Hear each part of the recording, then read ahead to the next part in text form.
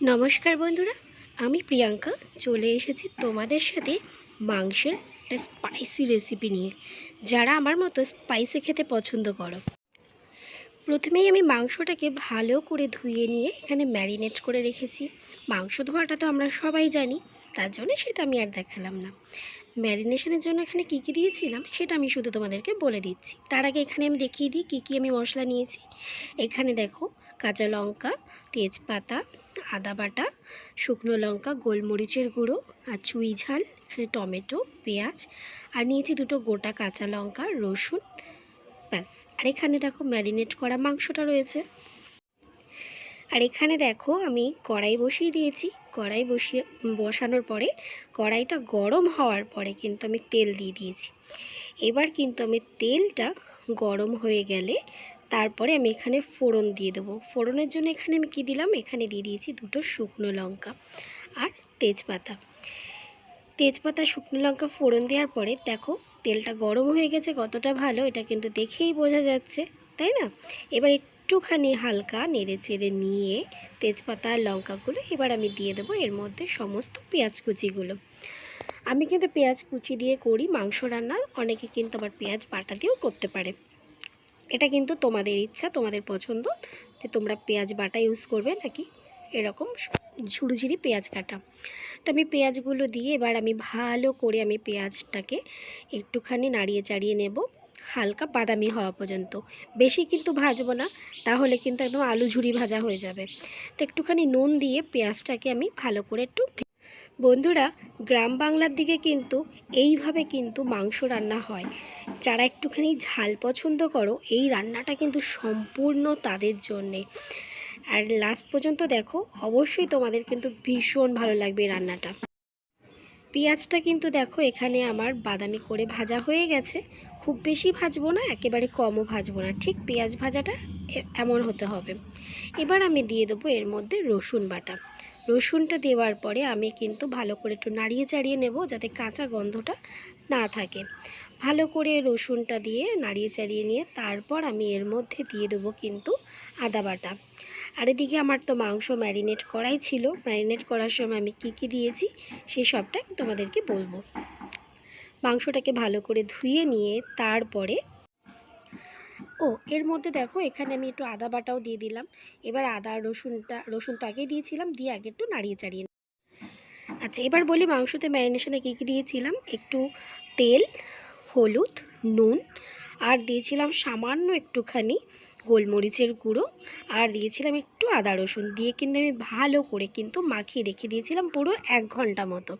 আমার মনে হলো একটু আদা কম হয়েছে, তাই একটু আদা দিয়ে নিলাম। তোমাদেরকে বলেইছি তো একটুখানি ঝাল ঝাল হবে, তার জন্য একটু গোলমরিচের গুঁড়ো দিয়ে ম্যারিনেশন করে রেখেছিলাম। আর এবার দেখো এখানে আমি দিয়ে দিলাম জিরের গুঁড়ো 1 চামচ মতো, আর দিয়ে দিলাম 1 চামচ মতো ধনের গুঁড়ো। এবার আমি ভালো করে মশলাটাকে কষিয়ে নিতে থাকবো। আর দিয়ে দিলাম এখানে কাঁচা লঙ্কার পেস্ট।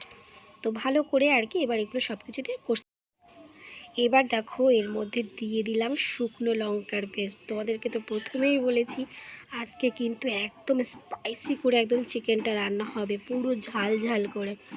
এইভাবে চিকেন রান্না কিন্তু রুটি, পরোটা, ভাত, ফ্রাইড রাইস, পোলাও যাই বলো সব কিছুর সাথে কিন্তু দারুণ লাগে, ঝাল ঝাল একদম চিকেন কষা।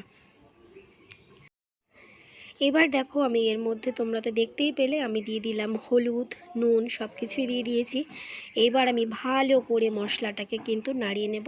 এবার আমি দিয়ে দেবো একটু কালারের জন্য টমেটোটা দিয়ে কিন্তু একটু নুন দিয়ে দেব, তাহলে কিন্তু টমেটোটা বেশ ভালোভাবে গলে যাবে। বন্ধুরা রান্নার কিন্তু আসল কিন্তু কষানোটা, মশলা কষানোর ওপরেই কিন্তু সমস্ত রান্না কিন্তু নির্ভর করে। যত ভালো তুমি মশলা কষাবে তত কিন্তু রান্নার স্বাদ দ্বিগুণ। দেখো মশলাটাকে আমি ততক্ষণ পর্যন্ত কষাতে থাকবো যতক্ষণ কিন্তু মশলা থেকে তেল ছাড়বে। এবার দেখো আমি দিয়ে দিলাম কিন্তু এর মধ্যে গোলমরিচের গুঁড়ো। আরও কিছু কিন্তু দেবো ঝালের জন্য, সেটা কি বলে তো, চুই। তো দেখো এখানে কিন্তু আমি চুই দিয়ে দিয়েছি অলরেডি। চুইটা না দেখানো হয়নি, ভিডিও করা হয়নি চুইটা দেওয়ার সময়। তো দেখো একটু ভালো করে দেখলেই বুঝতে পারবে, এখানে কিন্তু আমি চুইও দিয়ে দিয়েছি সাথে গোলমরিচের গুঁড়ো। এবার আমি এর মধ্যে দিয়ে দেব ম্যারিনেট করা মাংসটা।